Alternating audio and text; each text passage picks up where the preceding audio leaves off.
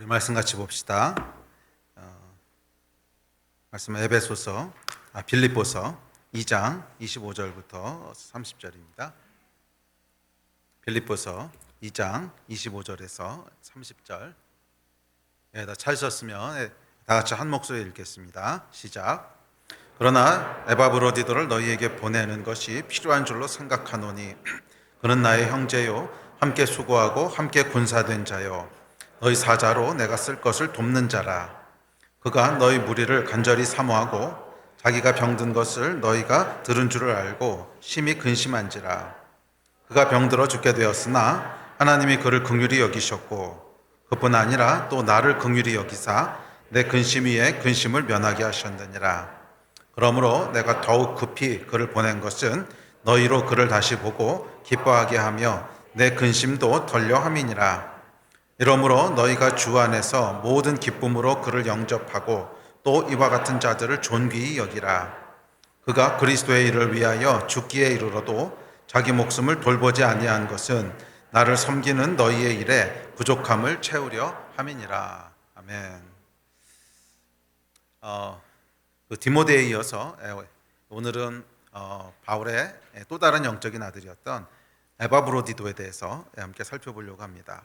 이 에바브로디도도 디모데와 마찬가지로 바울이 아주 아꼈던 그의 영적인 아들이었습니다. 그래서 이 디모데와 마찬가지로 에바브로디도도 바울과 이 케노시스에 기초한 그런 관계를 누리고 있었습니다. 케노시스라고 하는 것은 자기를 비우고 하나님으로 가득 채우는 것이고 또 형제 자매로 자신을 가득 채우는 것입니다. 그것에 기초한 관계를 누리고 있었는데 이 디모데와 특별히 에바브로디도를 바울이 이 빌립보 교회에 천거하는 이야기를 통해서 바울이 이 두 사람과 어떤 종류의 어떤 깊이의 관계를 누렸는가 하는 것을 저희가 이렇게 얼핏 살펴볼 수 있습니다. 그것을 쭉 서술하고 있는 것은 아니지만 바울이 이 두 사람을 천거하는 이야기를 통해서 바울이 이런 관계를 누리고 있었구나 하는 것을 엿볼 수 있게 됩니다. 그래서 오늘은 특별히 디모데에 이어서 에바브로디도에 대해서 바울이 무엇이라고 얘기하는지를 함께 살펴보려고 합니다. 크게 세 가지로 묘사를 하는데 결론부터 말씀드리면 바울은 에바브로디도에 대해서 첫째는 형제고 둘째는 돕는 자고 셋째는 전우다. 함께 전쟁에 참여한 전우다. 이렇게 세 가지로 묘사하고 있습니다. 그래서 이 영적 자녀 에바브로디도를 향한 바울의 묘사를 통해서 바울이 어떤 종류의 관계를 누렸는지를 함께 살펴보면서 저와 여러분 가운데도 이런 관계들의 축복이 있게 되기를 주의 이름으로 축원합니다. 자, 첫 번째부터 살펴봅시다. 25절에 보면 바울은 형제다 이렇게 묘사하고 있습니다. 25절 같이 한번 볼까요? 시작. 그러나 에바브로디도를 너희에게 보내는 것이 필요한 줄로 생각하노니 그는 나의 형제요. 처음으로 에바브로디도에 대해서 묘사하고 있는 것은 형제라는 것입니다. 자, 형제란 존재적인 관계를 의미합니다. 존재적인 관계라고 하는 것은 뭐냐면 내가 선택한 관계가 아니라는 거예요. 그렇죠. 여러분도 육신의 형제나 자매를 여러분이 선택하신 거 아니죠. 그냥 태어나 보니까 그 사람이 내 동생이었고 태어나 보니까 내 언니였고 뭐 그런 것이지 내가 어떤 조건에 의해서 이 사람을 선택하고 말고 하는 게 아니죠. 그런 의미에서 이것은 존재적 관계입니다. 철학자들이 존재적이다 이런 말을 쓸 때는 사실은 영적으로 하나님이 결정하셨다 이런 뜻입니다. 하나님이 그렇게 하셨다 이런 뜻이죠. 그래서 특별히 바울은 디모데나 또는 그의 아들이었던 에바브로디도에 대해서 존재적인 관계다 이렇게 인식하고 있습니다. 그러니까 내가 어떤 조건에 의해서 이 사람들을 선택한 것이 아니라 하나님께서 우리를 함께하게 하셨다. 하나님께서 우리를 만나게 하셨다. 이렇게 인식하고 있습니다. 그래서 형제라고 하는 것은 어떤 필요에 의해서 맺어진 관계가 아니기 때문에 조건에 의해서 채용한 관계가 아니기 때문에 관계를 끊거나 아니면 파기하거나 이럴 수 없다는 거예요. 조건에 의해서 내가 채용했으면 조건이 만료되거나 아니면 없으면 그냥 끝낼 수 있지만 형제는 그럴 수가 없습니다. 형제라는 관계는 여러분이 마음에 안 든다고 해서 끊고 이럴 수 있는 게 아니죠. 끊는다고 해도 여전히 형제입니다. 파기할 수가 없어요. 좀 모자라도 형제고 성에 안 차도 형제고 사고를 쳐도 형제고 속을 썩여도 형제입니다. 그래서 옛날에 보면 큰 형이 아버님 돌아가시고 나서 그 동생이 그냥 크게 속을 썩이고 망나니 짓을 하고 다녀도 뭐 어쩔 수 없이 동생을 손을 놓지 않잖아요. 그게 왜 그러냐면 그냥 형제기 때문에 그런 거죠. 근데 하나님께서 관계를 그렇게 만드셨다는 거예요. 교회 안에서 누리는 관계들의 본질은 형제입니다. 우리가 마음에 든다고 취하고 마음에 안 든다고 끊고 이럴 수 있는 관계가 아니라는 거예요. 존재적인 관계입니다. 하나님께서 그렇게 만나게 하신 것입니다. 이것이 바울이 그의 영적인 아들들 또는 동역자들을 향해서 부르고 있는 호칭입니다. 나의 형제요. 여러분 한번 주위를 이렇게 둘러보십시오. 뭐 남편의 모습도 보이고 아내 모습도 보이고 돌아보려는데 안 돌아보시는 분들은 저만 보고 있고 형제 자매 모습 이렇게 보이시죠? 그 사람들이 내가 선택한 것이 아니라는 거예요. 하나님께서 그렇게 두신 거라는 거예요. 하나님께서 여러분 인생에 허락하시고 두신 그런 존재적인 관계라는 것입니다. 그래서 뭐 가정도 그렇고 교회도 그렇고 우리에게는 관계에 대한 이 인식이 있어야 됩니다. 이 사람은 내 형제요 자매입니다. 그 얘기는 내가 선택하고 내가 어떤 조건에 의해서 취한 것이 아니라 하나님께서 내 인생 가운데 두신 사람들입니다. 그래서 내가 마음에 든다고 취하고 마음에 안 든다고 끊고 이럴 수 있는 관계가 아니에요. 마음에 안 들어도 형제고 사고를 쳐도 형제고 속 썩여도 형제고 하여간 그것이 바울이 누렸던 바울이 그 풍성한 관계를 누릴 수 있었던 것의 아주 중요한 핵심입니다. 바울은 자기에게 주신 사람들에 대해서 형제로 존재적인 관계로 그렇게 인식했습니다. 마음에 든다고 취하고 뭐 자르고 이럴 수 없었다는 거예요. 이것이 여러분 모든 관계를 영적인 관계가 되게 하는 기초인 줄 믿습니다. 여러분 주변에 두신 사람들에 대해서 하나님이 주셨다고 하는 인식들을 가지시기 바랍니다.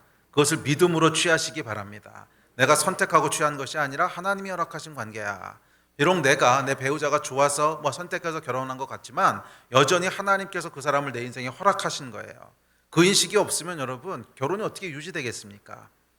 결혼이 유지될 수 있는 아주 중요한 기초는 하나님이 나에게 허락하신 사람이라고 하는 믿음 때문에 그렇습니다. 형제라고 불렀습니다. 자, 둘째, 또한 형제 안에는 어떤 서열이나 계급도 없습니다. 형제는 하이라키가 아닙니다. 모두가 평등하고 동등합니다. 그렇죠. 형제는 부모하고 관계는 좀 다른 것 같아요. 부모는 세대가 다르기 때문에 나를 낳아주신 사람이기 때문에 부모와 자식 간의 어떤 구별이 확실하지요. 자식이 부모하고 나는 형제야 이렇게 맞먹을 수 없죠. 그 안에는 분명한 어떤 차이가 있습니다. 그러나 형제는 그렇지 않죠. 형제는 좀 나이가 많고 적고 이런 차이는 있을 수 있어도 질서는 있을 수 있어도 그 안에 어떤 구별이나 계급 같은 것은 없습니다.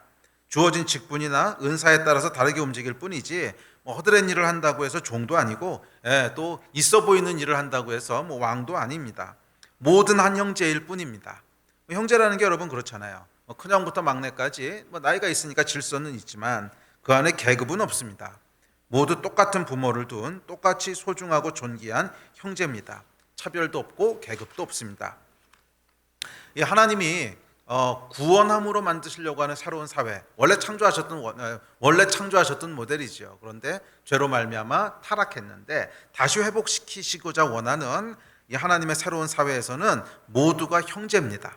왕도 없고 종도 없습니다. 상사도 없고 부하도 없습니다. 심지어 예수님께서도 스스로 형제됨을 취하셨거든요. 성경 한번 볼까요? 자, 시작. 이제부터는 너희를 종이라 하지 아니하리니 종은 주인이 하는 것을 알지 못함이라. 너희를 친구라 하였노니 내가 내 아버지께 들은 것을 다 너희에게 알게 하였음이라. 또 다음 구절 시작. 그러나 너희는 랍비라 칭함을 받지 말라. 너희 선생은 하나요? 너희는 다 형제니라. 친구도 마찬가지 얘기인데 예수님께서는 계급을 두지 않으셨다는 거예요. 친구라고 하는 것은 평등한 걸 얘기하죠. 계급이 있고 내가 더 위에 있고 너희가 아래에 있고 이런 게 아니라는 거예요. 너희는 내 친구다. 내 옆에 있는 존재다. 이렇게 말씀하셨고 또 예수께서 말씀하시기를 너희는 랍비라 칭함을 받지 말라. 선생은 하나요? 너희는 다 형제니라. 그러니까 같은 아무 차등이 없는 같이 똑같이 존귀한 존재라는 거예요. 비록 이 디모데나 에바브로디도가 세상 사람들 눈에는 바울의 종처럼 보였을 수 있어요. 바울의 어떤 부하 직원처럼 보였을 수도 있어요. 그러나 바울은 이들을 향해서 이들은 나의 직원입니다 또는 나의 부하입니다 나의 종입니다 이렇게 얘기한 적이 한 번도 없어요. 바울은 이들에 대해서 내 형제다 이렇게 얘기합니다. 세상은 여러분 연봉이라든지 아니면 그 사람이 맡고 있는 일의 중요함이라든지 뭐 그런 것을 통해서 그 사람의 직위를 평가합니다. 그렇기 때문에 세상 사람들 눈에는 바울이 바울이 주인처럼 보였을 수 있어요. 그리고 디모데나 에바브로디도는 그를 돕는 사람 또는 종, 부하 이렇게 보였을 수도 있지만 적어도 하나님의 나라에서는 그렇지 않습니다. 하나님의 나라에서는 다 똑같은 형제라는 거예요. 다 똑같은 형제라는 거예요. 이 에바브로디도가 바울의 종처럼 그런 일을 했을 수도 있어요. 하지만 그것은 그가 종이기 때문에 그랬던 것이 아니라 그가 자원했던 일이었어요. 적어도 하나님 나라를 위해서는 이렇게 하는 것이 더 좋아. 그렇게 해서 자원한 거예요. 내가 하나님 나라를 위해서 일하고 하나님 나라를 살기 원하는데 그렇게 하려면 바울을 높이고 바울을 세워주는 것이 가장 최선의 길이야. 이 믿음에 의해서 자원해서 그랬던 것이지 실제로 그의 어떤 직급이 달랐던 것이 아니었다는 거예요. 또 바울을 정말 존경하고 사랑했기 때문에 그 존경과 사랑에서 나오는 자발적인 헌신이었지 바울과 이 에바브로디도가 어떤 다른 계급, 어떤 하이어라키 구조 속에 있었던 것은 아니에요. 바울은 똑같이 에바브로디도를 나의 형제라고 동등하게 그렇게 부르고 있습니다. 자, 셋째, 형제라고 하는 것은 모든 것을 함께하고 나눈다는 뜻입니다. 좋은 것도 나누고 슬픈 것도 나누고 기쁜 것도 나누고 다 나눕니다. 그래서 이 형제됨을 인하여 우리는 따뜻함을 느끼고요. 형제됨을 인해서 우리는 세상과 다름을 느낍니다. 형제는 영광과 상급도 함께 공유합니다. 너의 열매 나의 열매가 아니고 그저 우리 열매입니다.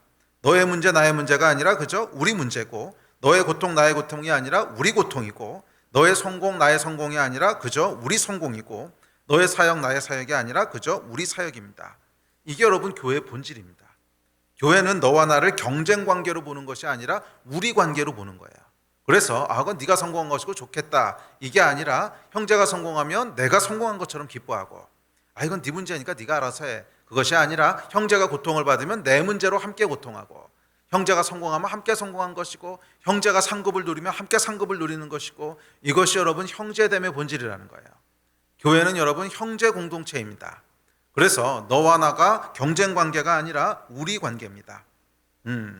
이 캐노시스에 기초한 공동체는 자신을 비우고 하나님을 체험으로 말미암아 형제 공동체가 됩니다. 자신을 비움으로 말미암아 형제 공동체가 됩니다. 종도 없고 주인도 없고 그저 우리가 있을 뿐입니다. 이것이 캐노시스가 기초된 초대교회의 모습이었습니다. 교회는 여러분 모두가 한 부모를 모신 형제 공동체입니다. 그러니까 목사라고 해서 특별히 더 탁월한 그런 1등 신자도 아니고요. 또 평신도라고 해서 조금 목사에 비해서는 덜 떨어지는 그런 열등한 2등 신자도 아닙니다. 그냥 직분과 부르심에 의해서 각자 다른 역할을 감당하고 있는 것뿐이지 예수 그리스도 안에서 우리는 똑같이 부르심을 받은 한 형제입니다. 아멘. 저는 정말 그렇게 믿습니다. 제가 목사기 때문에 더 특별한 부르심이 있는 것이 아니고 여러분들이 그냥 목사가 아니시기 때문에 열등한 부르심이 있는 것도 아니에요. 우리는 다 똑같이 크리스찬으로 부름받았고 예수 그리스도를 따르는 제자로 부름을 받았고 그런 의미에서 하나님 앞에서 다 똑같은 한 형제라는 거예요. 제가 목사기 때문에 더 많은 상급을 받는다? 천만에요. 저는 제가 목사로 부르신 부르심에 충성한 것만큼 상급을 받는 것이고 여러분은 여러분을 향한 하나님의 부르심에 충성한 것만큼 상급을 받는 거예요. 그래서 여러분들이 비록 목사가 아니라고 할지라도 천국에서보다 훨씬 더 큰 상급을 받으실 수 있습니다. 이것은 상급의 문제, 직급의 문제가 아니라 다 형제인데 그냥 하는 일이 다른 것뿐이에요. 은사가 다르고 하는 일이 다른 것뿐이에요. 교회에는 이 스피릿이 있어야 된다고 믿습니다. 제가 목사이기 때문에 더 우등하고 특별하고 그런 거 없습니다. 다 같이 예수 그리스도의 제자입니다. 아멘이십니까? 저와 여러분은 한 형제고 한 자매인 줄 믿습니다. 자, 이것이 교회를 이루는 기초가 됩니다. 자, 둘째,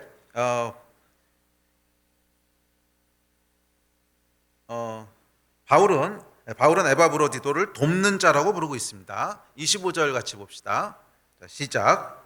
그는 나의 형제요 함께 수고하고 함께 군사된 자요 너희 사자로 내가 쓸 것을 돕는 자라. 돕는 자다, 헬퍼다 이렇게 부르고 있습니다. 교회사를 보면 많은 사람들이 형제 공동체를 시도했던 것을 볼 수 있습니다. 직급도 없고 높고 낮은 것도 없고 특별히 어떤 타이틀이 붙은 사역자도 없고 완전히 평등한 형제 공동체, 이것을 시도했던 많은 사람들이 있었습니다. 그것이 성경적인 공동체라고 믿었어요. 저는 거기에 동의합니다. 성경적인 공동체는 모든 사람이 하나님 앞에 똑같이 부르심을 받았는데 각자의 직분에 따라 그냥 움직이는 것뿐이죠. 그래서 이런 시도들을 많이 했는데 결론적으로 얘기하면 교회사를 보면 성공한 예가 그렇게 많지 않아요. 성공한 예가 그렇게 많지 않아요. 지금까지 이어지고 있는 뭐 형제교회라든지 이름이 형제교회인 거 말고요. 그 형제교회라고 하는 그런 교단이 있죠.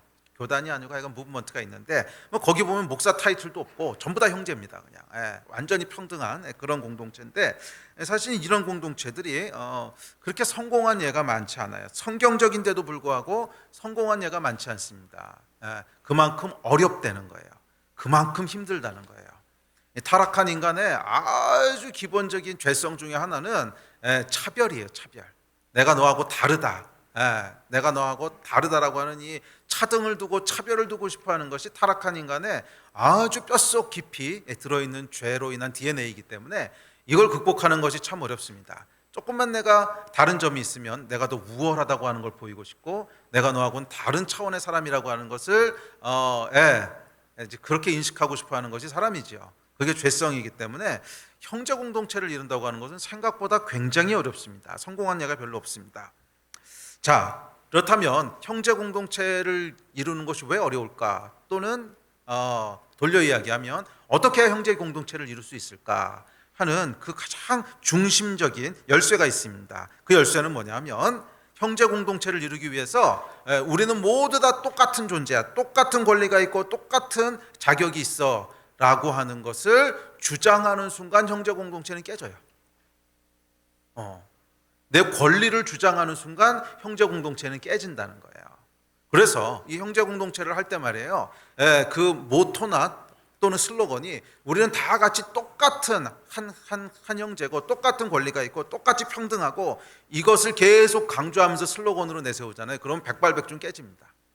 사람은 죄인이기 때문에 내 권리를 주장하고 싶어 해요. 권리를 주장한다고 하는 것이 막 앞서서 주장하는 건 아니라도 뭔가 내가 좀 부당한 대우를 받은 것 같으면 섭섭하고 그렇잖아요, 여러분. 아니 형제 공동체라며 똑같이 평등하다며 근데 저 사람은 저렇게 해주고 난 왜 안 해? 이 마음이 이제 들어오는 오잖아요. 그렇지 않겠습니까? 뭐 굳이 나의 권리가 이거야 막 데모하고 이러진 않아도 은근히 섭섭하잖아요. 은근히 섭섭하고 아니 똑같은 형제 공동체라며 저 사람은 사람들이 더 인정해 주는 것 같고 나는 인정 안 해주는 것 같고 뭐 저 사람은 더 대우해 주는 것 같고 더 많은 걸 누리는 것 같고 나는 못 그런 것 같고 막 이런 게 있으면 섭섭하고 그러다 보면 형제 공동체라며 막 이야기가 나오고 이거 나오는 순간 끝나요. 형제 공동체라며 라는 얘기가 나오면 이제 무너지는 거예요. 그래서 형제 공동체는 아이러니하지만 모든 사람이 평등하고 똑같은 권리를 누립니다 라고 하는 것이 표면화되는 순간 끝나요. 그것은 그냥 결과론적으로 나와야지 표면화되는 순간 깨져요. 그래서 많은 공동체들이 우리는 형제 공동체를 지향합니다 라고 얘기했다가 결국 흐지부지 많은 어려움을 겪으면서 사라져버려요. 아니 형제 공동체라며 이 얘기들이 사방에서 나오는 거예요. 처음에는 굉장히 성경적인 것 같고 좋은 것 같고 그래서 시작을 하지만 조금 가보면 인간이 그렇겠습니까? 어떻게 다 똑같이 완전히 똑같이 대우를 하겠어요? 뭐 하다 보면 뭐 실수할 때도 있고 또 어떨 땐 이 사람이 조금 더 부각될 때도 있고 좀 서운한 일을 당할 때도 있고 이건 어쩔 수 없는 일인데 그 일을 당할 때마다 형제 공동체라며 막 이게 튀어 올라오기 시작하니까 이 공동체가 유지가 되지가 않습니다. 교회가. 그래서 다 무너지고 문을 닫게 됩니다. 아이러니하지만 형제 공동체는 형제 공동체라고 하는 것을 앞에 내세우는 순간 힘들어져요. 평등의 권리를 주장하는 순간 어려워집니다. 평등의 권리를 주장하는 순간 어려워져요. 그럼 어떻게 해야 되는가? 형제 공동체가 되는 가장 중요한 열쇠는 돕는 자라고 하는 스피릿이에요. 나는 형제와 똑같은 권리가 있는 자가 아니다. 똑같은 권리가 있는 자다. 이거를 주장하는 스피릿이 아니라 나는 저 형제의 종이다. 이 스피릿이 된다는 거예요. 나는 저 형제를 섬기는 자다. 나는 저 자매를 돕는 자다. 이 스피릿이 있어야 된다는 거예요. 그래서 똑같이 대우받을 것을 요구하는 것이 아니라 어떻게 하면 저 형제를 더 빛나게 해줄까? 어떻게 하면 저 자매가 더 하나님의 뜻대로 살 수 있도록 도울 수 있을까? 어떻게 하면 저 사람을 성공시킬 수 있을까? 이 스피릿이 교회 안에 충만하게 퍼져 있을 때 그 결과로서 형제 공동체가 이루어져요. 그런데 형제 공동체라고 하는 것이 앞에 나서고 그것을 이루려고 노력하는 순간 아이러니하지만 무너져 버립니다. 형제 공동체를 이루는 가장 중요한 스피릿은 뭐냐면 자기의 권리와 평등을 주장하는 게 아니에요. 모두 다 평등하게 똑같아야 됩니다. 이걸 주장하는 게 아니에요. 예. 성경에서는 여러분 이렇게 얘기한 적이 없어요. 하나님께서 강제로 힘으로 제도로 모든 것을 똑같이 평등하게 만드시지 않았다는 거예요. 예. 예? 각자의 직분에 따라서 좀 더 드러나는 사람도 있고 덜 드러나는 사람도 있고 좀 많이 가진 사람도 있고 적게 가진 사람도 있고, 그래서 거기서 뭘 하라 그랬어요? 사랑을 통해서 공평하게 평등하게 하라 하는 것이 하나님의 명령이었어요. 이해가 되십니까? 힘으로 제도로 모든 것이 똑같이 공평해지잖아요. 그러면 사랑이 위치할 데가 없어요. 잘 생각해 보시죠, 여러분. 공산주의 국가가 되잖아요. 그러면 내가 이웃에 대해서 책임져야 될 필요가 하나도 없어요. 똑같이 평등하게 법으로 만들어졌기 때문에 그냥 그 사람의 일이고, 내가 그 사람을 긍휼히 여기고 도와주고 섬기고 희생하고 해야 될 이유가 없어져요. 평등해지니까. 그렇게 하나님께서, 물론 평등한 건 하나님께서 원하시는 일이에요. 공정한 건. 그렇지만 그것을 이루는 방법은 사랑으로 내가 희생하고 양보하고 나를 죽이고 케노시스함으로 그 일을 이루어가라고 하신 것이지, 힘과 제도로 그렇게 하라고 하신 건 아니에요. 교회가 그런 것이고 가정이 그런 것입니다. 교회와 가정이 힘으로 똑같이 평등하게 되자고 권리를 주장하고 그것을 앞으로 내세우는 순간 아이러니하지만 무너져 버려요. 그것이 아니라, 우리는 평등하게 되는 것이 아니라 내가 더 낮아지겠습니다 하는 이 스피릿이 있어야 돼요. 평등한 게 아니라 내가 더 낮아지겠습니다. 내가 더 손해를 보겠습니다. 당신을 성공시키는 것이 나의 소원이고 당신을 빛나게 하는 것이 나의 사명입니다. 이 스피릿이 있을 때 결과적으로 형제 공동체가 이루어지는 줄 믿습니다. 아멘. 여러분의 정체성은 어떻습니까? 형제를 돕는 자입니까? 그렇다면 형제 공동체의 축복을 누리시게 될 거예요. 그러나 만약 여러분의 정체성이 그렇지 않고 나의 권리를 주장하고 있는 스피릿이라면 아마 여러분 주변의 공동체는 상당히 힘들어질 것입니다. 또한 이 성도와 목사들 사이에도 아주 그 묘한 갈등이 있는 경우들이 가끔 있습니다. 가끔 있어요. 그래서 1차적으로 목사의 문제일 수도 있지만, 예를 들어서 성도님들이 만인 제사장인데 목사라고 더 특별한가? 나나 목사님이나 똑같지 하나님 앞에서 크리스찬이고 제자인데 하는 이런 마음, 이런 마음들이 있어서 알게 모르게 텐션이 있는 경우들을 가끔 보게 됩니다. 저는 이 주장이 신학적으로는 정확히 옳다고 100%, 1000% 동의합니다. 목사라고 더 특별한 직분도 아니고요. 평신도라고 해서 열등한 직분도 아닙니다. 우리는 다 똑같이 하나님 앞에서 형제로 부름받았고 다 똑같이 똑같은 그런 크리스찬으로, 자녀로 부름받았습니다. 그런데 문제는, 그래서 이 완전히 평등한 형제 공동체를 어떻게 이루어갈 거냐는 거예요. 앞서 얘기했지만 어떻게 이루어갈 거라는 거예요. 목사나 나나 똑같은 권리와 똑같은 권위가 있어 이렇게 주장하는 순간 그건 무너지는 거예요. 목사도 마찬가지예요. 그러니까 목사도 목사기 때문에 내가 더 권위가 있고 계급이 달라 이렇게 인식하는 순간 그 교회, 그 공동체는 영적으로 무너지는 것입니다. 그럼 뭐가 있어야 되는 거예요? 돕는 자 스피릿이 있어야 되는 거예요. 그래서 성도들은 목사를 향해서 어떤 마음을 가져야 되냐면, 내 정체성은 우리 목사님이 정말 그런 신실한 하나님의 종으로 평생을 그렇게 살 수 있도록 성공시키는 것이 나의 사명이야, 이런 마음이 있어야 되는 거예요. 나는 우리 목사님이 정말 영적인 영향력을 많이 미치는 사도 바울 같은 사역을 하셨으면 좋겠어, 그게 나의 소망이야, 이런 정체성이 있어야 되는 거예요. 우리 목사님을 성공시키겠다는 정체성. 할렐루야. 그런데 목사는 또 그것을 이용해 가지고서 그렇지 내가 성공해야지 이러고 있으면 그건 이제 망한 공동체고, 목사는 또 반대로 똑같이 나의 정체성은 내 이름을 내고 내가 어떻게 하고 이런 것이 아니라 나에게 맡겨주신 양들을 가장 최고의 삶을 살 수 있도록, 최고의 삶이라고 하는 것은 하나님이 계획하신 대로 그런 영적으로 충만하고 가치 있는 그런 삶을 살 수 있도록 성공시키는 거야. 이 돕는 자 스피릿이 있어야 되는 거예요. 교회 안에는 서로를 향한 이 스피릿이 있어야 됩니다. 그래서 성도와 목사님의 예를 들어서 얘기하긴 했지만 다른 형제자매들과도 마찬가지예요. 서로가 서로를 돕는 자로, 나는 저 사람의 종으로 산다, 이 스피릿이 있어야 돼요. 그래서 신학적으로는 목사가 주인이고 성도가 종이고 이건 말도 안 되는 소리입니다. 이건 말도 안 되는 소리예요. 그러나 우리의 태도는요, 나는 목사님의 종이야 하는 태도가 있는 것이 맞아요. 반대로 목사도 나는 성도들을 섬기는 종이야, 이 태도가 있어야 맞는 거예요. 서로가 서로를 향해서 이 태도가 있어야지. 예, 나나 목사나 똑같은 하나님 앞에서 이런 건데, 예, 뭐 이런, 예, 평등에 대한 이것이 앞으로 드러나는 순간 결국 망하는 겁니다. 결국 무너지게 되는 거예요. 우리는 서로를 향해서 종이라고 하는 고백이 있어야 됩니다. 서로를 향해서 종이라는 고백이 있어야 돼요.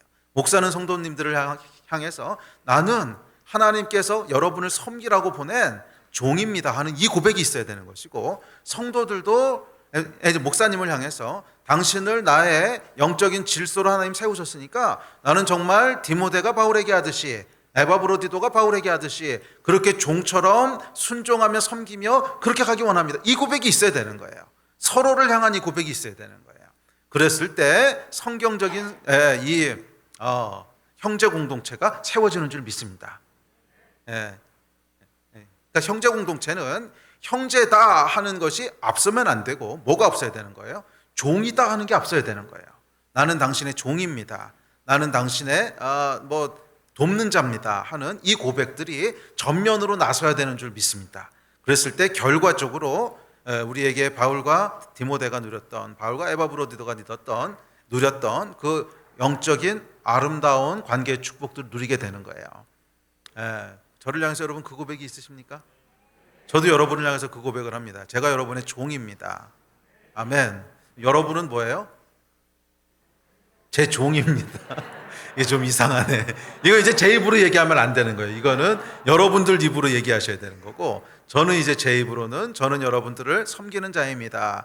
이게 제 고백이어야 되고, 여러분들은 저한테 디모데나 에바브로디도가 바울을 정말 바울의 종처럼 그렇게 섬겼듯이 저는 그렇게 목사님과 함께하기 원합니다. 이 고백이 있어야 돼요. 저는 여러분들을 향해서 제가 여러분의 종입니다. 여러분들은 저를 향해서 저희가 목사님을 섬기겠습니다. 이 고백이 서로 있을 때 그 결과 형제 공동체가 세워지는 거예요. 근데 그렇지 않고 무슨 목사가 권위주의고 뭐 목사라고 특별한 존재냐, 이 얘기가 목사 입에서 나와야지 성도 입에서 나오면 안 되는 거예요. 그렇죠. 이건 목사 입에서 나와야 될 소리고, 성도님들은 성도님들 입에서 나와야 될 소리를 각자가 고백해야 되는 거죠. 그랬을 때 그것이 정말 성경적인 영적인 공동체가 세워지게 됩니다. 아멘.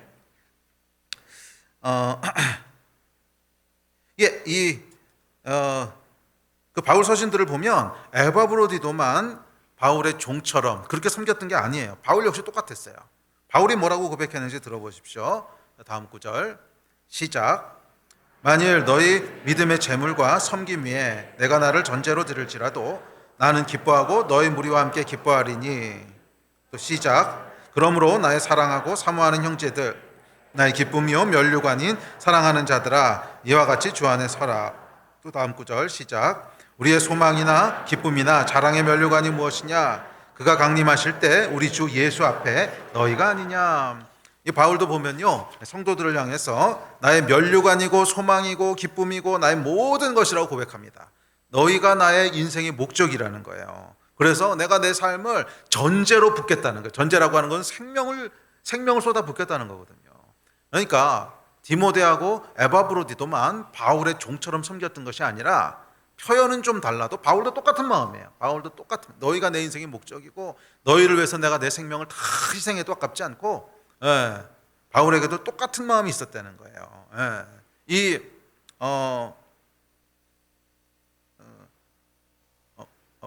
우리 다음 구절 읽어봅시다. 시작. 그가 그리스도의 일을 위하여 죽기에 이르러도 자기 목숨을 돌보지 아니한 것은 나를 섬기는 너희의 일에 부족함을 채우려 함이라. 자, 보면 이 에바브로디도가 바울을 돕는 일이라면 생명을 아끼지 않았다는 거예요.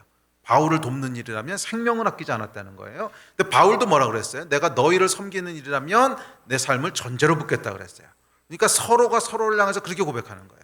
나는 당신을 위한 일이라면 내 생명을 걸겠습니다. 바울이 그렇게 고백하고, 성도들도 똑같이 고백하는 거예요. 나는 바울을 돕는 일이라면 내 생명을 걸겠습니다. 바울도 성도들을 향해서 당신들을 위한 일이라면 내가 내 인생을 전제로 붓겠습니다. 이 생명과 생명이 서로 연결된 관계, 이것이 형제 공동체의 축복인 줄 믿습니다. 바울은 그의 삶을 제자들을 위해 전제로 부었고, 그의 제자였던 디모데와 에바브로디도는 바울을 섬기는 일에 목숨을 돌보지 않았어요. 이 생명과 생명이 연결된 관계, 이것이 케노시스가 만들어내는 형제 공동체의 아름다움입니다. 나는 너를 위해 생명을 걸고 너는 나를 위해 생명을 줍니다. 오직 너, 나의 형제가 내 인생의 의미고 목표입니다. 물론 궁극적으로는 예수님이 우리 인생의 목표고 삶의 의미이지만, 그것은 구체적으로 예수님이 내 삶의 전부이십니다라는 고백은 뭐예요? 예수님이 사랑하셨던 사람들을 나도 사랑하겠습니다는 게 들어있어야죠. 예수님이 내 인생의 전부라고 했는데 예수님이 사랑하셨던 사람에 대해서는 별로 관심이 없어. 이거는 좀 이상한 거죠. 예? 두 남녀가 만나서 사랑을 하고 연애를 하는데 남자가 맨날 고백합니다. 당신이 내 인생의 전부고 의미예요. 근데 이 자매가 관심 있는 일에 대해서는 하나도 관심이 없어. 그러면 여러분, 이 관계가 지속이 되겠습니까? 전혀 사랑이라고 안 느끼겠죠. 마찬가지로 우리가 예수 그리스도를 사랑하고 그분이 내 인생의 전부입니다 라고 고백하는 것은 예수님께서 목숨을 주실 정도로 사랑하셨던 형제 자매들이 내 인생의 목표입니다. 이 고백이 있어야 그것이 진짜가 되죠. 네, 그것이 참된 이 하나님을 향한 믿음과 형제를 향한 사랑이 연결된 참된 신앙인 줄 믿습니다. 그래서 교회는 여러분 그런 곳이 돼야 된다고 믿습니다. 인간의 죄로 말미암아 교회 내에도 견제 구조가 있어야 된다, 이런 얘기들이 나옵니다. 저는 그게 이해는 됩니다. 사람이 워낙 타락했기 때문에 견제할 수 없는 구조가 있으면 교회는 안 된다는 거예요. 그래서 이제 교회가 오랜 세월 동안 지내오면서 만들어낸 것이 이제 장로 제도 이런 것들이죠. 저는 그 제도에 대해서 충분히 이해하고 공감은 됩니다. 인간이 죄인이라서요. 이런 제도가 없으면 사실은 이상하게 될 가능성이 굉장히 높죠. 그래서 이 당회 또는 장로님들이라고 하는 이 제도를 통해서 목회자가 마음대로 할 수 없도록 어느 정도 견제를 하고, 또 이 목회자가 있어서 장로님들이 마음대로 할 수 없도록 견제를 하고, 그런 적당한 긴장 가운데 견제 구조를 만들어서 가야 된다 하는 것이 현재 교회의 대부분의 교회들의 모습입니다. 저는 100%, 200%, 1000% 그 취지를 이해하고 그럴 수밖에 없다고 하는 것도 공감은 합니다. 그렇지만 한편 슬프기도 해요. 교회가 견제 구조가 돼야 될까? 교회가 견제 구조가 돼야 된다는 것이 참 마음 아프고 슬프기는 합니다. 정말 영적인 원리는 견제 구조가 아니라 서로가 서로를 종처럼 섬기는, 이 돕는 자 구조가 돼야 되지 않을까요? 서로가 서로를 성공시키기 위해서 더 섬기고 더 낮아지고 더 희생하는 그런 구조가 되어야 되는데, 정말 문제가 뭘까요? 구조 이전에 저는 케노시스가 안 된 우리의 영적인 문제라고 믿습니다. 구조적인 문제 이전에 케노시스가 안 된 영적인 문제입니다. 우리 안에 목사도 그렇고 장로님도 그렇고 성도들도 그렇고 케노시스가 안 된 상태로 교회라고 하는 공동체를 끌고 가려고 하다 보니까 그 안에 계속 갈등이 생기고 싸움이 생기고 내 마음대로 안 된다고 화내고 이제 그러다 보니까 결국 할 수 없이 구조가 만들어지는 거 아니겠습니까? 저는 구조 이전에 우리가 이 영적인 기본으로 돌아가야지 교회가 교회다워질 수 있다고 믿습니다. 그것은 케노시스예요. 정말 하나님 앞에서 나를 비우는, 서로를 향해서 자신을 비우고 서로의 종으로서 자기를 자리매김하는, 이것이 성경적인 형제 공동체를 세워가는 본질이라고 믿습니다. 자, 세 번째 바울은 에바브로디도를 향해서 전우라고 얘기합니다. 전우, 동역자, 전우. 자, 다음 구절 읽어봅시다. 시작. 함께 수고하고 함께 군사된 자요. 이 형제라고 하는 호칭이 서로를 향한 관계가 목적인 그런 이제 호칭이라면, 전우라고 하는 것은 분명한 사명과 목적을 담고 있습니다. 그렇죠? 형제라고 하는 것은 형제이기 때문에 뭔가를 함께 이루어야 된다 이런 건 없죠. 그냥 형제라고 하는 관계 자체가 하나님이 주신 관계고 소중한 관계고 또 평등한 관계고 그런 거지, 어떤 사명이라는 뉘앙스는 없어요. 그런데 전우다 하는 것은 사명이 있어요. 이 전쟁을 통해서 함께 싸워서 이겨야 되는 어떤 사명이 있는 거죠. 군대를 다녀오지 않으신 자매님들에게 좀 죄송하지만 많은 사람들이 우정의 끝판왕은 전우회라고 얘기합니다. 한 번 해병은 영원한 해병. 군대 얘기하면 이제 자매님들이 좀 이제 싫어하시죠. 자매님들이 싫어하는 게 이제 군대 얘기하고 축구 얘기인데, 가장 싫어하는 건 군대에서 축구한 얘기고, 근데 예. 근데 어쩔 수 없습니다. 뭐 바울이 성경에서 전우라고 하는 군대 용어를 썼으니까. 네. 하여간 우정의 끝판왕은 전우회라고 얘기합니다. 자, 이게 중요한 인사이트가 있습니다. 자, 이상하게도 관계 자체가 목적이 되면 잘 될 것 같지만 그 관계는 항상 부패하고 삐뚤어져요. 관계 자체를 목적으로 하면. 예를 들어 생각해 보십시오. 자식을 인생의 목표로 삼고 있는 부모가 있어요. 그럼 그 관계가 잘 될 것 같으세요? 안 될 것 같으세요? 잘 안 된다는 거예요. 예. 자식을 인생의 목표로 삼을 만큼 정말 집요하게 그 자녀를 사랑하고 아끼고 하는 거죠. 그러니까 사랑의 그 강도와 찐도를 보면 굉장히 잘 돼야 될 것 같은데 실제로 보면 안 되죠. 이상하게 꼬이고 이상하게 이렇게 비뚤어집니다. 이 자녀를 인생의 목표로 삼았기 때문에 그 안에 뭐가 있는 거예요? 기대하는 게 있는 거죠. 얘가 내 인생의 목표니까 기대하는 게 있어요. 또 그 관계에 집착하게 됩니다. 그렇죠. 내 인생의 목표가 저기 있어. 내 인생의 의미가 쟤한테 달려 있어. 그러니까 집착하게 됩니다. 제가 잘 돼야 돼. 제가 서울대를 가야 돼. 제가 뭐를 해야 돼. 집착하게 되고 이 집착으로 인해서 결국 속박과 구속이 생기고 그것은 관계를 숨막히게 하고 불편하게 합니다. 관계 자체가 목적이 되면 항상 이런 식의 결말에 다다르게 됩니다. 관계 자체가 목적이 되면 이게 소유욕이 생기거든요. 소유욕이 생기게 되고 그 관계가 내 인생의 의미를 디파인하기 시작해요. 그 관계가 내 인생의 의미를 디파인하기 시작해요. 그렇게 되면 이제 이상하게 부패하기 시작해요. 망가지기 시작해요. 건강하지 않아요. 그 관계가 내 인생의 의미를 디파인하면 안 돼요. 내 인생의 의미를 디파인하는 것은 하나님이 주시는 사명이어야지 관계가 그것을 디파인하면 안 돼요. 그런데 관계가 그것을 정의하기 시작해요. 자녀에게 집착하는 부모를 보면 자녀가 어떻게 되느냐는 것이 내 인생이 어떤가 하는 것을 결정한다고 그렇게 인식하는 거죠. 얘가 성공하고 얘가 유명한 사람이 되고 얘가 좋은 대학을 나오면 내 인생이 성공한 거라고 그렇게 이제 디파인하기 시작하잖아요. 그러면 관계가 망가지기 시작합니다. 이게 이제 소유욕이 생기는 거고 기대가 생기고 집착이 생기고 그러면 관계가 숨막히게 되고 불편하게 됩니다. 이것이 부모 자식 간의 관계만 그런 것이 아니라 남녀 간의 관계도 마찬가지고요. 부부 관계도 마찬가지고 우정도 마찬가지고 교회 안에서의 관계도 마찬가지입니다. 관계 자체가 목적이 되면 안 돼요. 관계 자체가 목적이 되면 안 돼요. 네. 자, 그에 반해서 함께 생사를 넘어들며 전쟁의 승리를 위해 헌신했던 전후에는 시간이 흘러도 변하지 않아요. 생사를 넘나들며 역경과 위기 속에서 서로의 옆을 지켰던 전후에는 가장 강렬하고 순수한 우정으로 남습니다. 그래서 어쩌면 이것이 하나님께서 우정을 디자인하신 방식인 것 같아요. 더 크고 더 중요한 사명을 위해서 함께 수고하고 함께 헌신한, 함께 싸운, 그럴 때 그 형제에는 어떤 한계를 넘어서 순수해집니다. 이 싸우는 과정 속에서 형제를 살리기 위한 희생이 나오고 서로의 존재를 향한 군더더기 없는 사랑이 검증됩니다. 그렇죠, 여러분. 전쟁에서 함께 싸우다 보면 이 사람을 살리기 위해서 내가 희생하기도 하고, 야, 이 친구가 살아야 내가 사는데, 그것이 더 강렬하게 느껴지죠. 이 친구가 죽으면 혼자 싸워야 되잖아요. 이 친구가 살아야 되는데 그것부터 시작을 해서 이 사람을 살리기 위해서 내가 희생하기도 하고 내가 위험을 무릅쓰기도 하고 또 이 형제가 나를 살리기 위해서 위험을 무릅쓰기도 하고 하는 이 과정 가운데 순수한 우정이 만들어지기 시작합니다. 이게 여러분 잘 들여다보면 케노시스에 굉장히 가까워요. 이 사람을 살리기 위해서 내가 위험을 무릅쓰고 이 사람을 살리기 위해서 내가 희생하고, 그러니까 관계만 바라보고 있을 때는요, 그 안에서 케노시스가 나오는 것이 아니라 서로에 대한 욕심과 서로에 대한 소유욕이 작동하기 시작하는데, 하나의 목표를 위해서 헌신해 갈 때는 오히려 상대방을 향한 케노시스가 나온다는 거예요.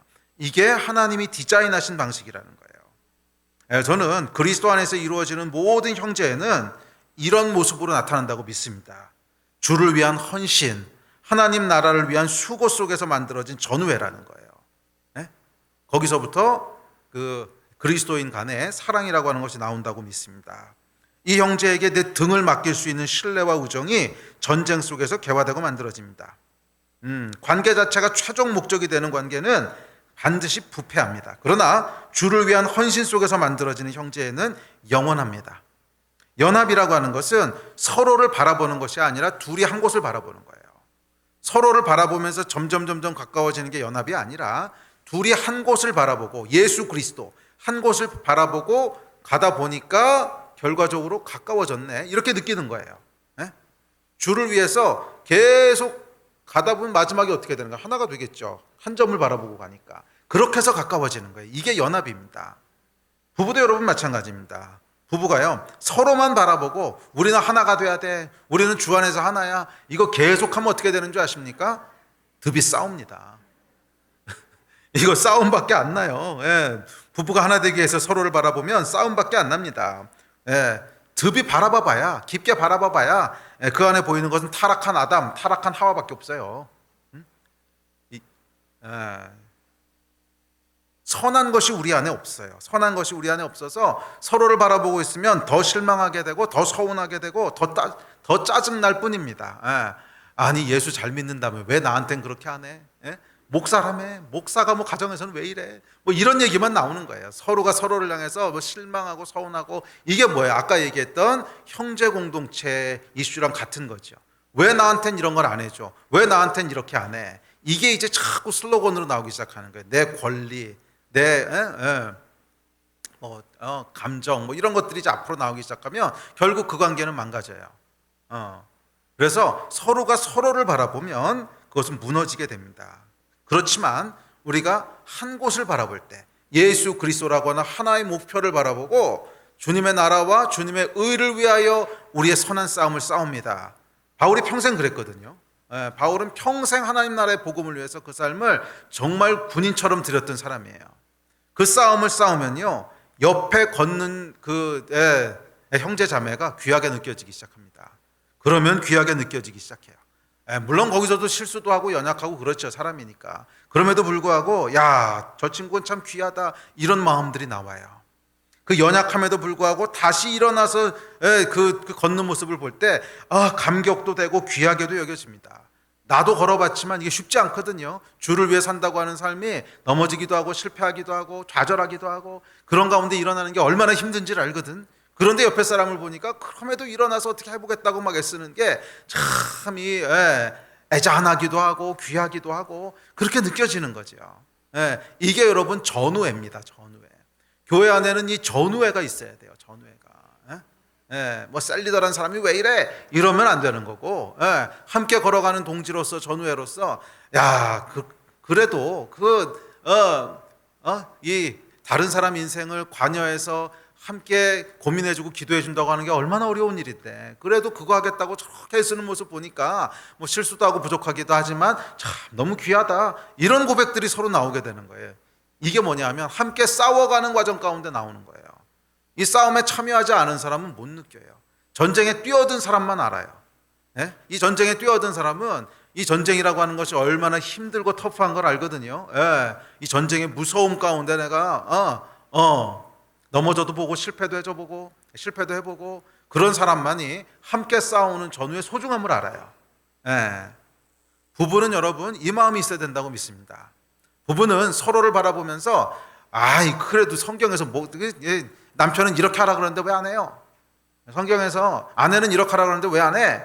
이러면 안 되고, 예수 그리스도를 향해 함께 싸움을 싸워 나갈 때, 수고하고 힘쓸 때 이 사람이 소중한 나의 배우자로, 나의 전우로 그렇게 느껴지기 시작하는 겁니다.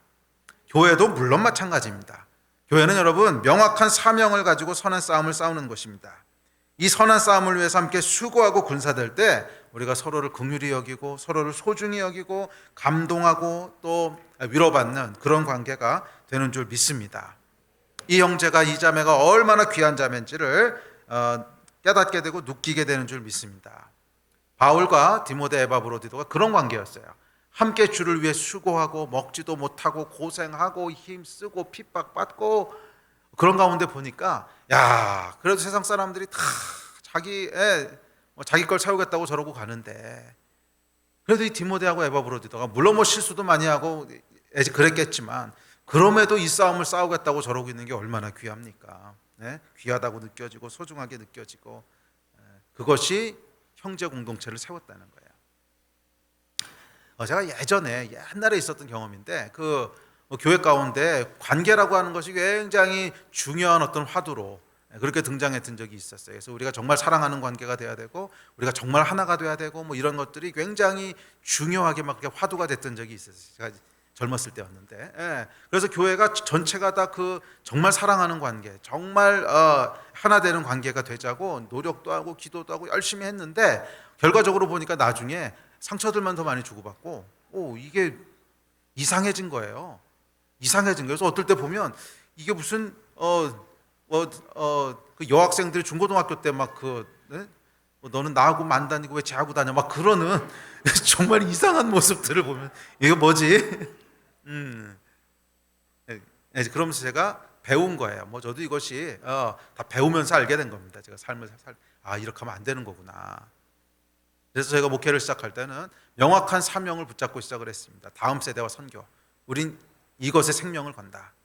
그리고 이 일을 함께 해나가면서 그 안에 더 깊은 관계를 누리게 되는 거예요. 이 사명을 함께 이루어가면서 더 깊은 관계로 들어가는 거예요. 관계 자체가 목적이 되면 안 됩니다. 관계는 자연스럽게 주어지는 거예요. 주를 위해 함께 살아가고 이 형제를, 이 자매를 내가 정말 사랑함으로 성공시키고자 할 때, 돕는 자, 종의 스피릿을 가질 때 그 관계가 자연스럽게 주어지는 건 줄 믿습니다. 이 축복들을 누리시는 그런 우리 교회가 되었으면 좋겠습니다. 예배팀 앞으로 나오십시오.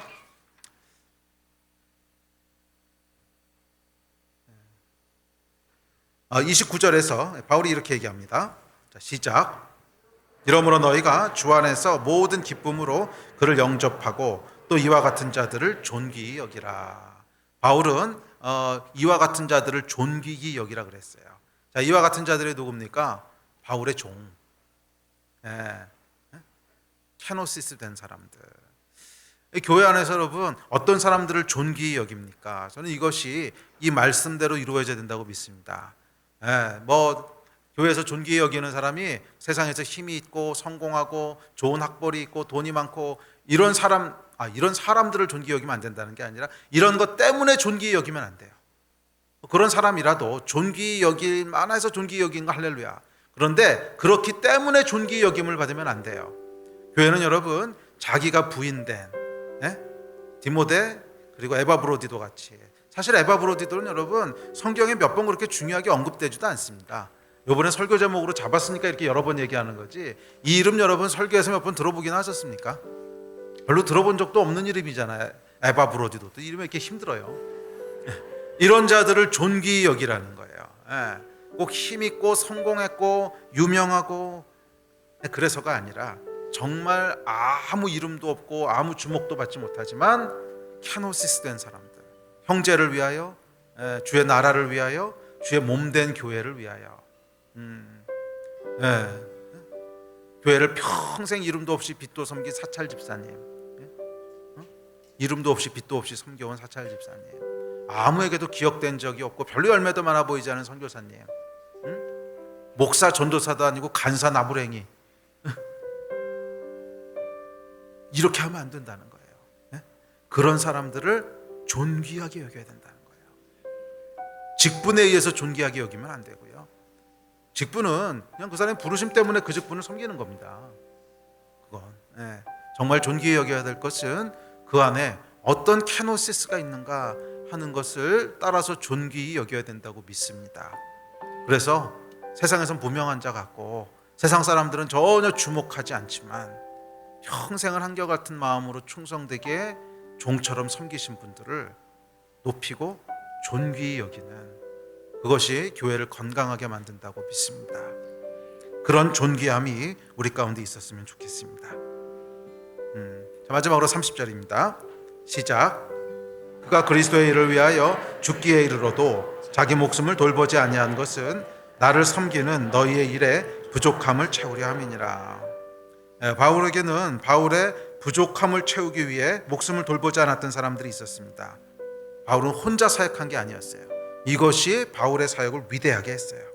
혼자가 아니라 함께하는 사람들, 서로를 위해 목숨을 주는 사람들, 이 사람들이 있었기 때문에 바울이 그 사명을 다 감당할 수 있었습니다. 바울이 그 사명을 다 감당할 수 있어요. 그래요, 여러분. 하나님 나라에는 영웅은 없습니다. 함께 걷는 교회만 있을 뿐이에요. 영웅은 없어요. 함께 걷는 교회가 있을 뿐이에요. 서로의 부족함을 지켜주고 채우려는 사람들, 이 사람들을 통해서 바울의 사역이 완성되었고 바울이 위대한 하나님 나라의 일을 감당할 수 있었습니다. 저는 저희 교회에도 여러분의 삶에도 이 축복이 있었으면 좋겠어요. 나 혼자 하나님의 나라를 섬기는 것이 아니라 나와 함께 가는 사람들, 또는 여러분들이 나를 통해서 하나님의 놀라운 역사가 일어나지 않아도 저 형제를 통해서 일어날 수 있다면 내가 정말 디모데처럼 또는 에바브로디처럼 종처럼 그 사람의 일을 성공시키고자 하는 이 일을 통해서 내 일, 네 일이 아니라 우리가 함께 하나님의 영광을 이루어가고 우리가 함께 하나님의 사명을 이루어가고 우리가 함께 하나님의 상급을 받게 되는 이 놀라운 축복이 여러분의 삶 가운데 풍성해지기를 주의 이름으로 축원합니다. 자리에서 나와서 기도합시다.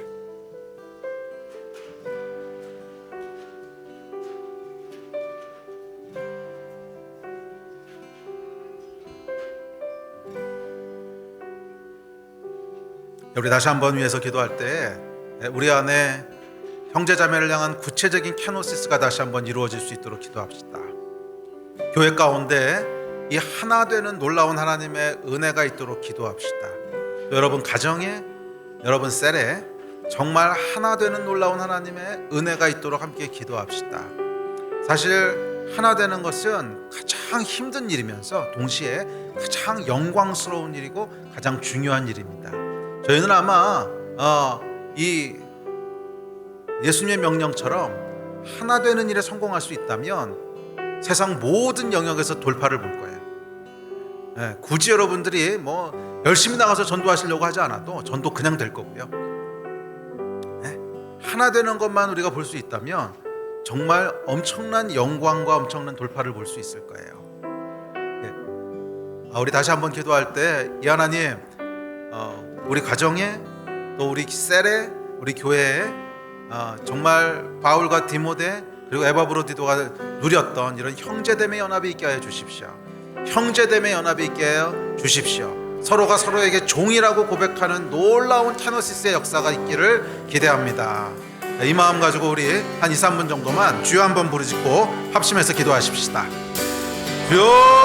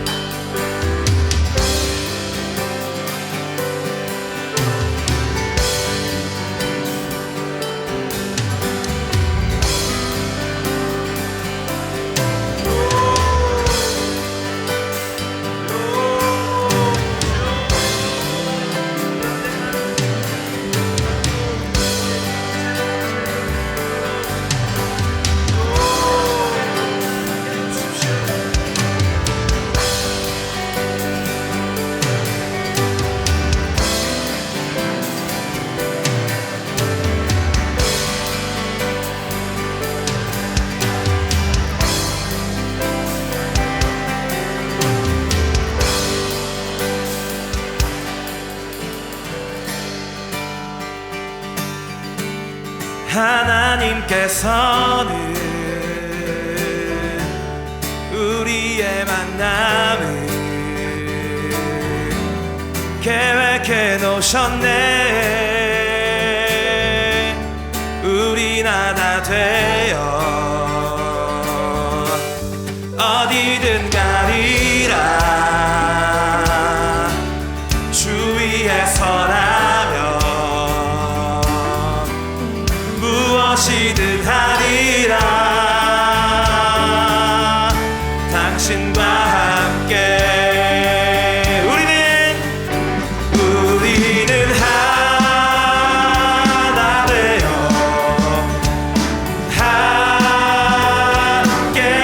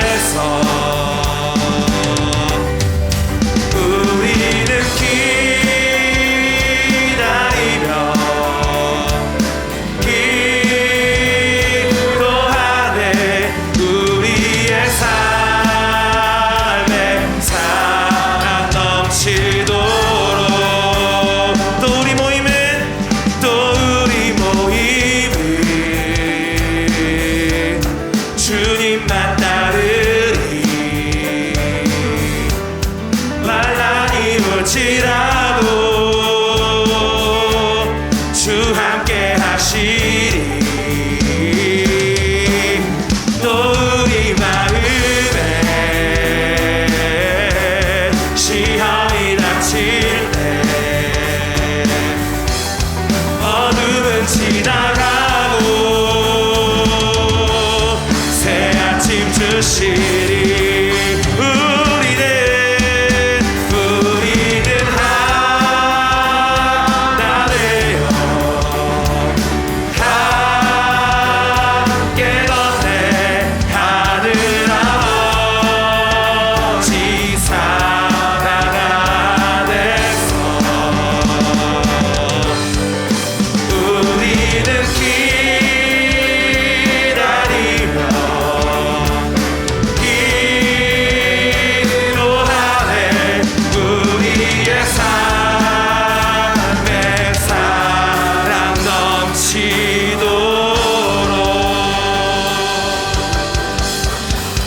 네, 우리 한 번만 더 이 찬양할 때 지금 옆에 있는 분들 좀 바라보시면서 같이 해주시.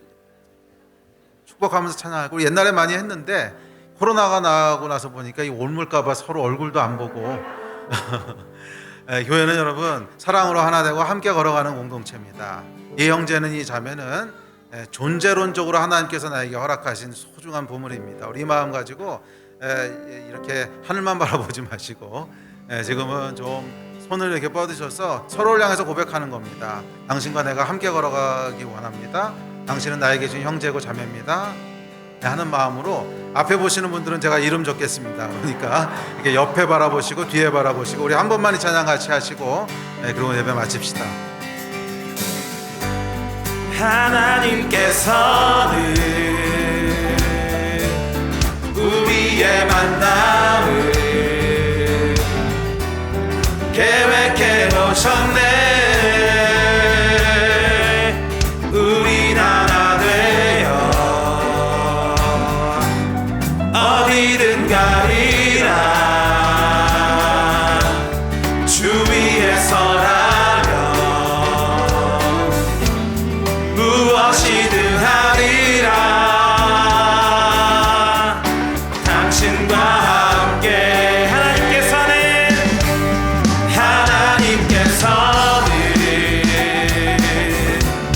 우리의 만남을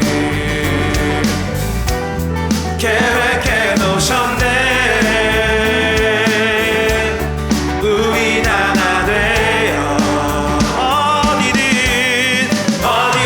가리라 주 위에 서라면 무엇이든 하리라. 당신과 함께 우리는 하나 되어 함께 걷네 하늘 아버지 사랑 안에서 우리는 기다리며 기도하네 우리의 삶에 사랑 넘치도록. 우리는 하나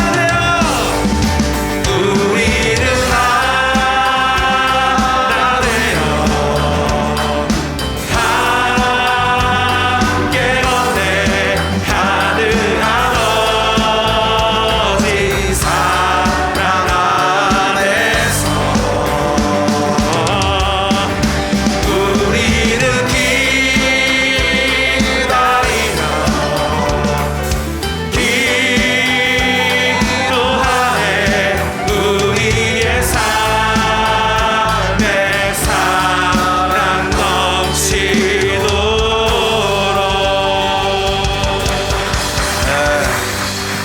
기도합시다. 주님, 저희가 주 안에서 하나 되기를 소원합니다. 주 안에서 한 몸 되고 하나 될 때 놀라운 하나님의 영광과 또 하나님의 나라가 이 땅에 세워지는 은혜가 있게 될 줄로 믿습니다. 주님, 우리 안에 있는 모든 시기하는 마음, 질투하는 마음, 경쟁하는 마음, 또 자존심들, 자기애 다 내려놓게 하여 주시고 예수께서 겸손하게 자기를 비워 종이 되셨듯이 우리도 그렇게 하여 주십시오. 주님의 은혜가 필요합니다. 주님의 은혜가 필요합니다. 우리 안에 캐노시스의 은혜를 행하여 주시옵소서. 그래서 바울이 그의 영적인 자녀들과 누렸던 이 놀라운 축복과 아름다운 관계가 우리 안에도 충만하게 누려지는 기적이 있게 하여 주시옵소서. 감사합니다. 주 예수 그리스도 이름으로 기도했습니다. 아멘.